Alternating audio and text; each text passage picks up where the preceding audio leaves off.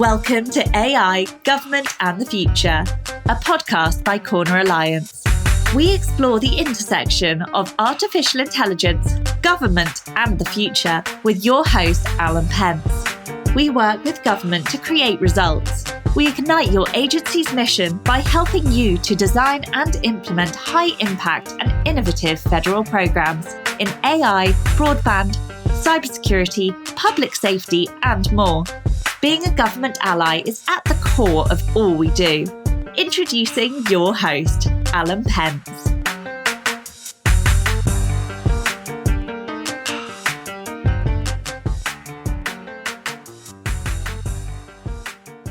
Hey everybody, Alan Pentz here. Thought I'd do a little bit of a reflection episode since I started this podcast earlier this year in September, and learned a lot, talked to a lot of people about AI and where it's going. So I thought I'd share a few of those as we're coming into the end of the year here.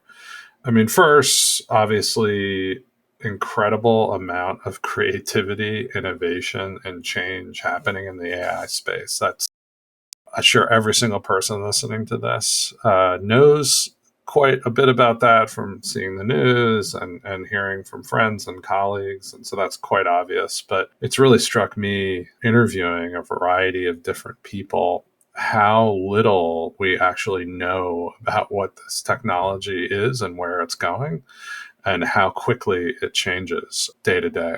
Over the last year, we've seen multiple companies start, and we've seen OpenAI or Google do an update and wipe out the business plan for thousands of companies in a one fell swoop. We saw the crazy disruptions on the OpenAI board. We saw the beginnings of these technologies being integrated into our day-to-day lives through the productivity suites of both Google and Microsoft. And I think we see an emerging war amongst probably 3 or 4 major players in this field, that being OpenAI and Microsoft. To some extent, Microsoft and OpenAI are on different trajectories, but for right now, sort of united. Google trying to play catch up here. And we are getting our first reviews of Gemini, their new model coming in, which seem a little underwhelming from what I've read. I have not used the model to date, but we'll see how that goes. But I think Google is a major player here no matter what, given their machine learning, AI talents, and the wealth of data they have from things like YouTube. You know, I just can't believe they're not going to be able to stay at parity or leapfrog at some point. Then we've seen the rise in Europe of Mistral, a new service I have not used as well. So it's interesting to see a European player, which we'll kind of address in my reflection on the regulatory part of this. Interesting to see that. And then I think the other real contender here is the open source movement, driven largely by Meta, Facebook, and their Llama model. So certainly not quite as capable at this point, but the fact that it's open source has put a dynamic new player into the ecosystem that I think is going to make a major impact going forward. So some of the things to follow up on that, really thinking about the regulatory side. So that's been a big chunk of what we've been talking about on the podcast.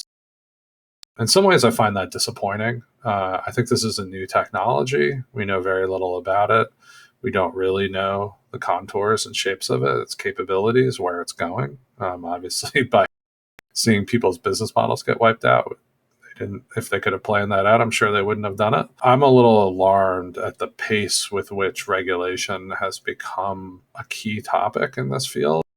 My personal preference, just, as probably could tell if you listen to the podcast, I think we should let the technology play out for a period of time. I do think there's a role for regulation long term, particularly if we have concerns about AI being an existential threat. But I think that the time for that regulation has not yet come. I also think we're seeing quite a bit of open source work where the effort to regulate is probably not going to yield the results that regulators want. So for 2 reasons. One is, that open source technology allows pretty much anyone to use the technology and maybe not under the supervision of the regulators, and they can use it in different countries where those regulators don't have any reach. I think we're in a little bit of a space here where that's not 100% true, given the need for processing power. So I think the need for GPUs, which are the chips that drive AI, has limited the number of players who can play at the top end of AI.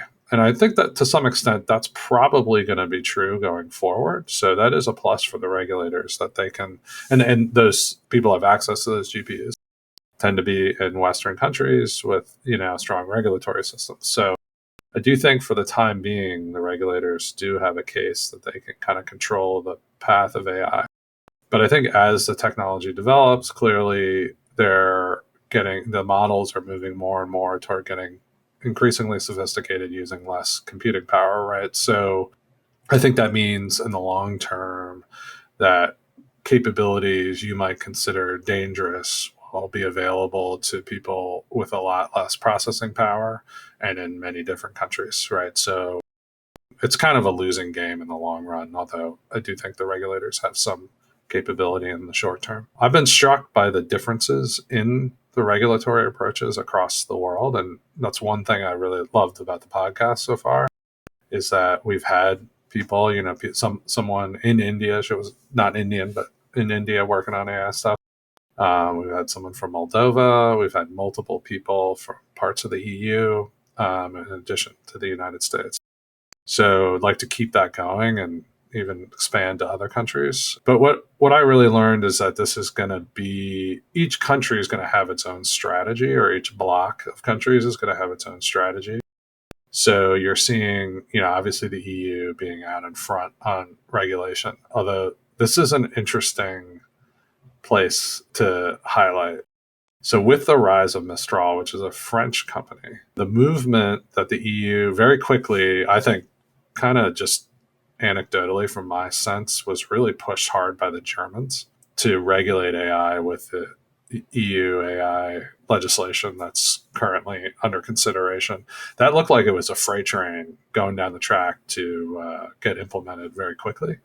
And France has thrown a little bit of a roadblock on, I guess I'm mixing my metaphors there, but France, because they have a national champion in Mistral, is like, oh, wait, all of a sudden we're not so sure about all this regulation. So to me, that reveals some of the tensions there that are, the United States and China have really led the last few waves of innovation. When you think the last real European contender was in mobile, Nokia, they've been wiped out. But in the cloud revolution of 2010 on, there hasn't been any European player of any size. So it became, I think, things like their GDPR and other data regulation, although definitely based in European tradition and law, were a lot easier to get past because they had no companies that were going to be hurt. So in some ways, they were like, hey, it's fine to tax US companies. We don't really care about that because we don't have our own people to care about, right? But it was very revealing that they were going down the same road with AI, but as soon as France has an alternative,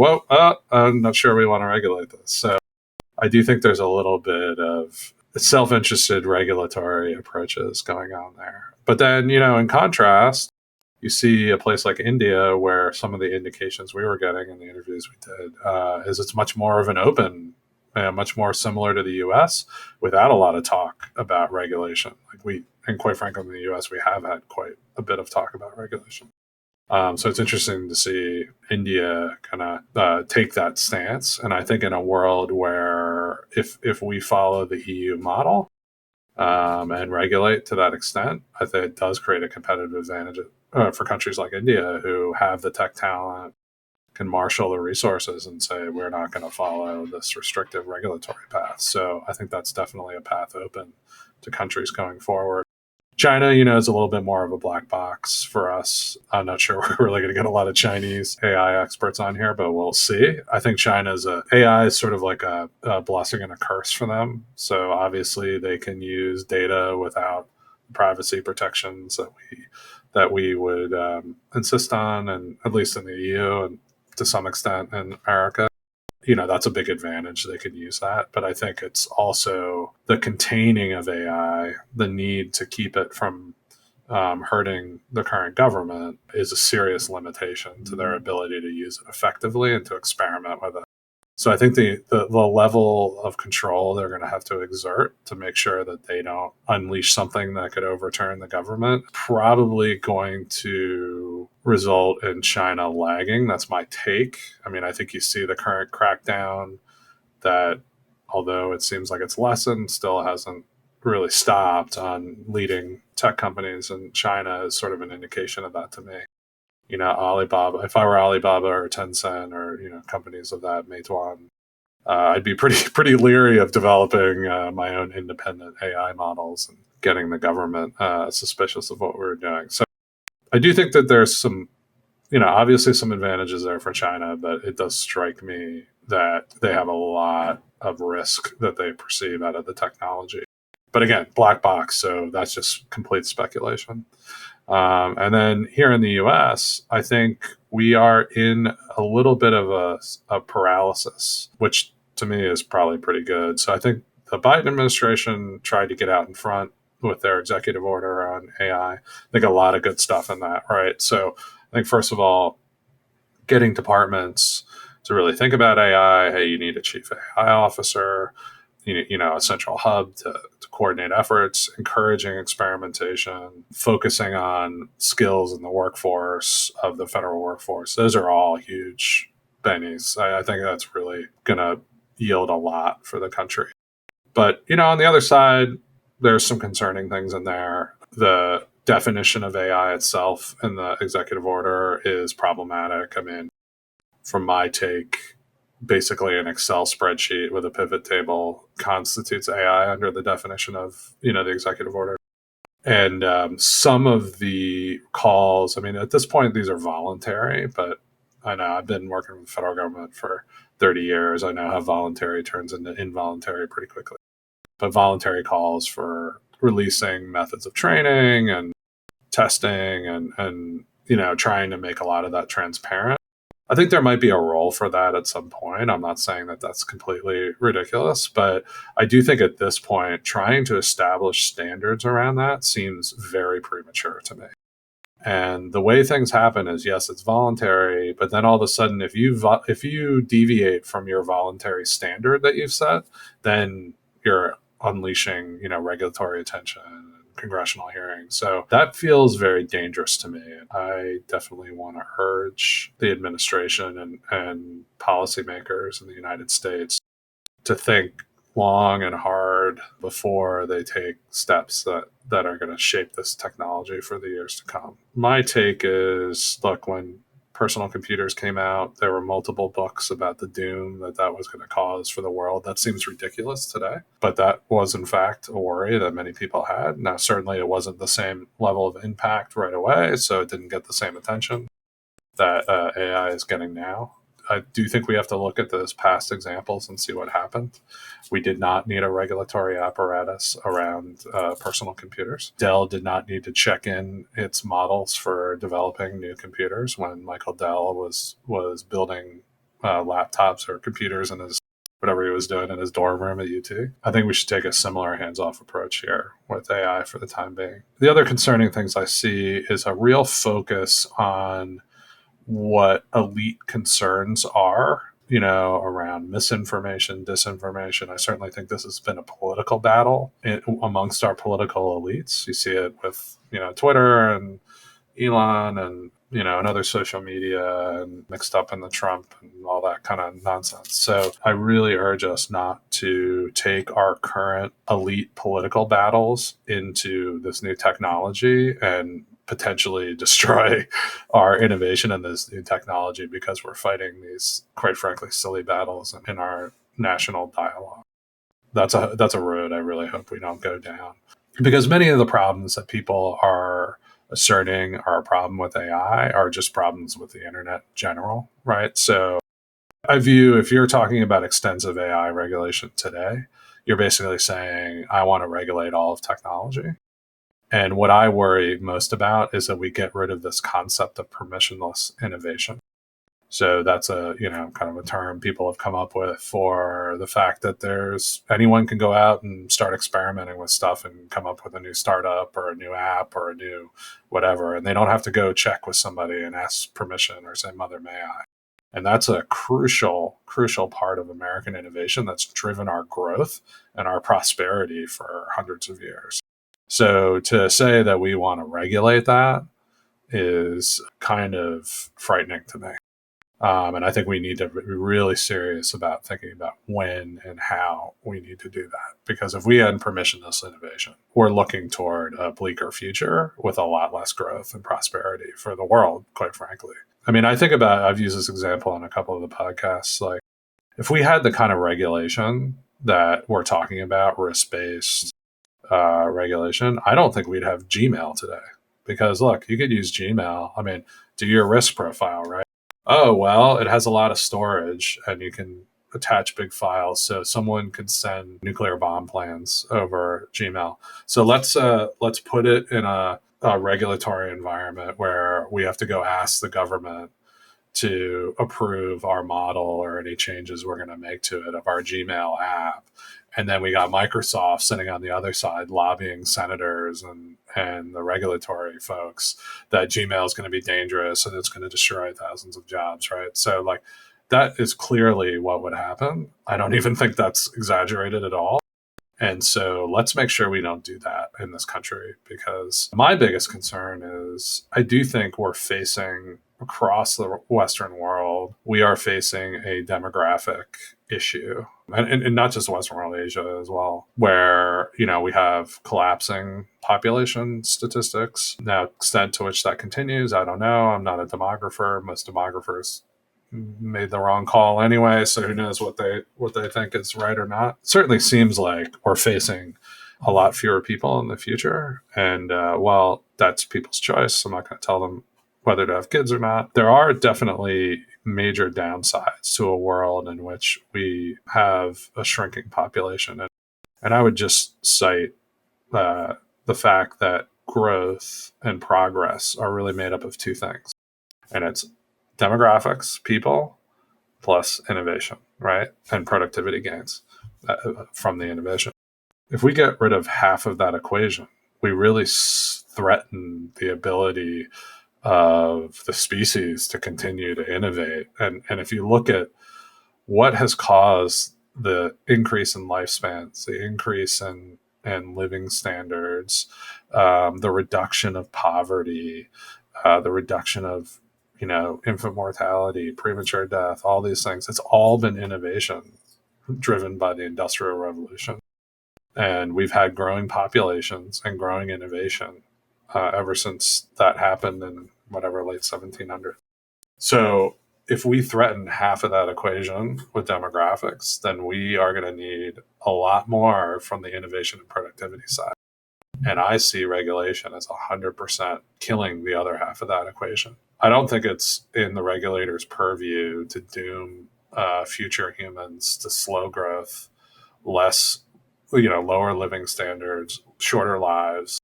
And I think that's what's at stake here. And I think we need to be 100% careful that we don't tie our hands in the future from realizing the benefits of AI. Now, I'm certainly on the one extreme side. I believe we should be much more hands-off. But I will caveat it and say I do think that there are concerns and we should monitor them. And so I think an investment, particularly from the federal government, into let's really take a look at the existential risks of AI. I think, to be honest, that's the most pressing concern. I'm really not too worried about disinformation or misinformation. I think those are all things that AI creates the problem and it can fix the problem, right? But I don't understand the existential threats. I mean, obviously, some people lay them out, and we had a great interview with somebody in the robotics field who's bringing AI and robotics together. I mean, this is obviously everyone can think about their worry about Terminators coming down and killing humans. But on the other hand, what they're doing right now is helping people in assisted living facilities take their medication on time and feel good about what they're doing. So not seeing the end of civilization in that approach. But certainly there are things to worry about. And I think it's really appropriate for us to talk about the federal government making some pretty massive investments in understanding those threats and how to counter them. And the reality is, like I said, as these models become more efficient, can run on cheaper, easier to access hardware, we're not going to be able to keep these tools out of the hands of mal actors and others, right? So, some people relate it to the nuclear kind of situation.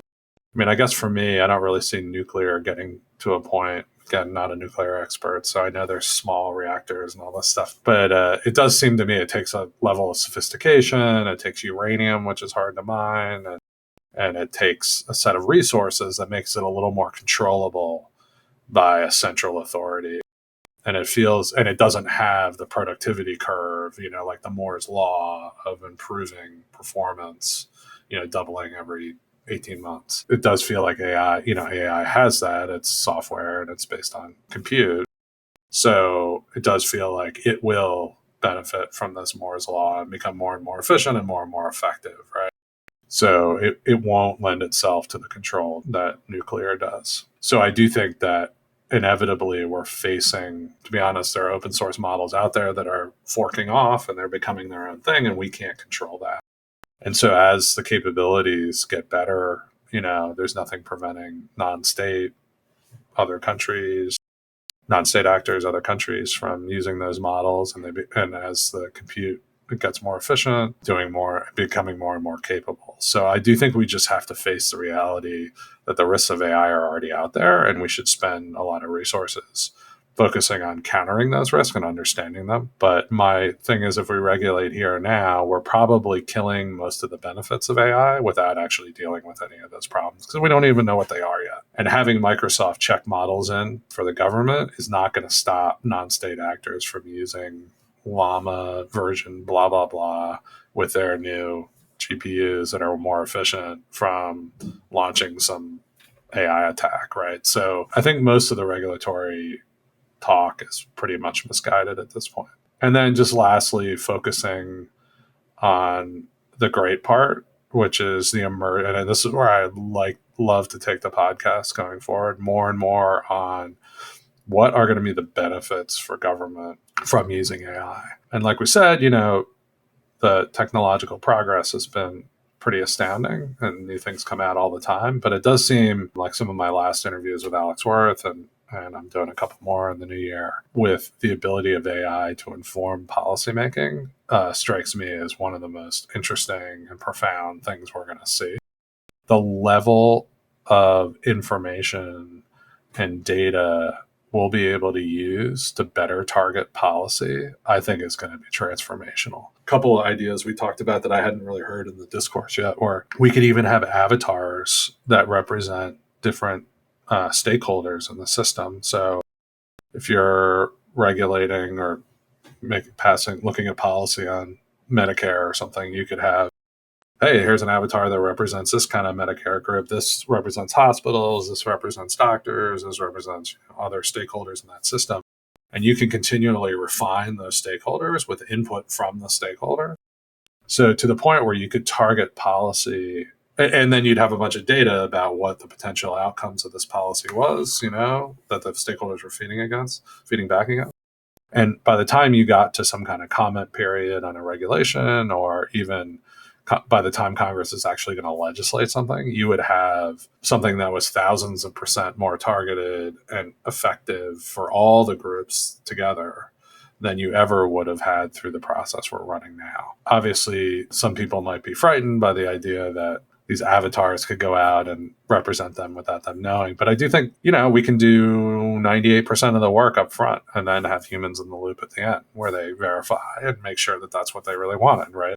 And then teach the model again so it gets better. I think these kinds of things, taking a look at like, hey, we've been doing this X grant policy, like transportation, like building roads for 60, 70 years. What have we learned? Like, how do we get it so that every dollar we spend gets us $10 in benefit rather than $2? I think that those capabilities within the government are going to completely revolutionize how we think about policymaking. And that's the part where I'd really like to focus going forward, is these kind of benefits Of course, we'll continue to talk about the regulatory side.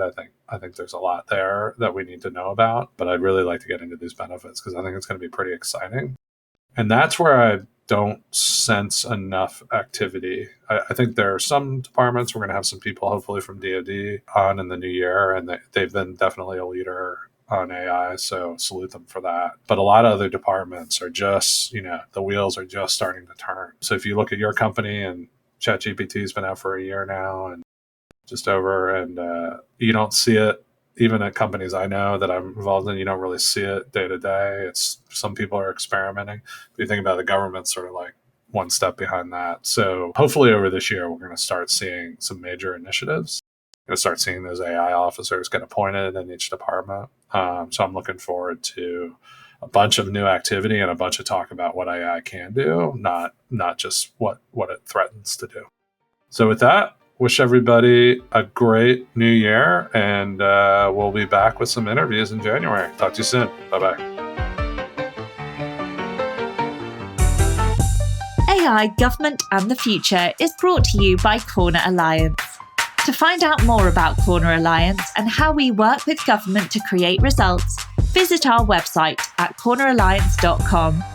And then make sure to search for AI Government Future in Apple Podcasts, Spotify and Google Podcasts, or anywhere else podcasts are found. And click subscribe so you don't miss any future episodes. On behalf of the team here at Corner Alliance, thanks for listening.